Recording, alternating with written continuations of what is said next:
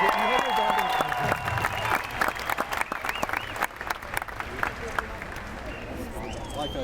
everybody doing? Cardinal fans and Jesus fans, my favorite kind of people in the world right there.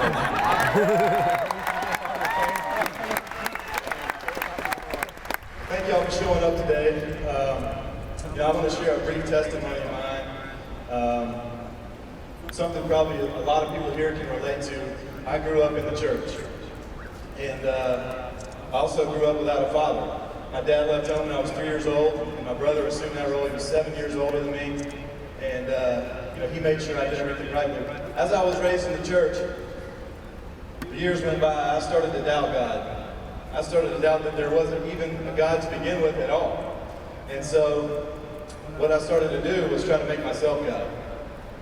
I started to try to take control of everything I did, and I lost all sense that there was a man upstairs watching over me.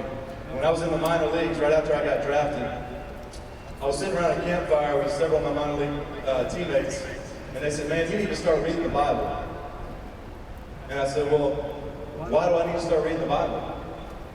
And they said, "Because, there's lots of life's lessons in there. God is talking to you through that word." And I said, "But do you read the Bible?" And they said, "Yeah."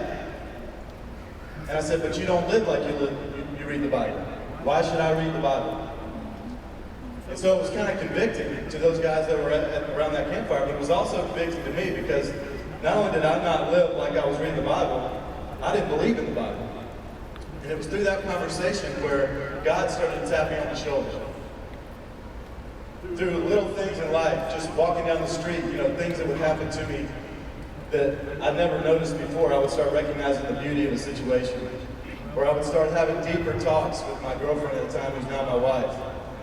Where I would start having deeper talks with my brother, who was my father figure.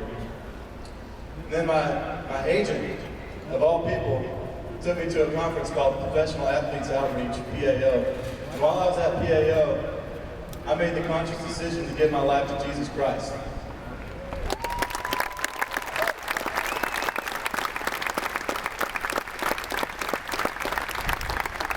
But I can tell you that my life has not gotten easier from that decision.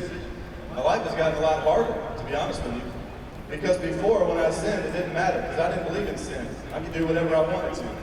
But now I have a moral compass that I go by.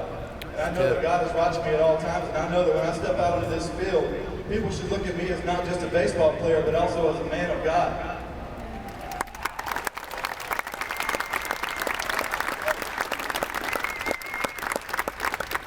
I feel like the teammates that play behind me should feel God's strength, not my strength.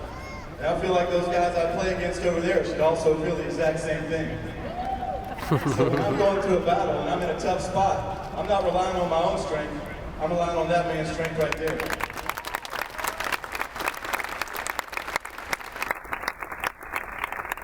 So the verse I wanted to share with y'all today was Acts 20:24. The Apostle Paul is talking. Paul, if you know the story, was a man who persecuted Christians, hated Christians, actually went as far as to help kill Christians. And Paul, on the road to Damascus, is converted. God says, "Paul, you're going to be the guy, because of what you've done in the past, to deliver my message to the Gentiles." Paul says, "For my life means nothing to me at all, unless I use it to fulfill the mission given to me by the Lord Jesus Christ. And that is the mission of telling the world about the wonderful grace of God." And that's what I live for today. Thanks for listening.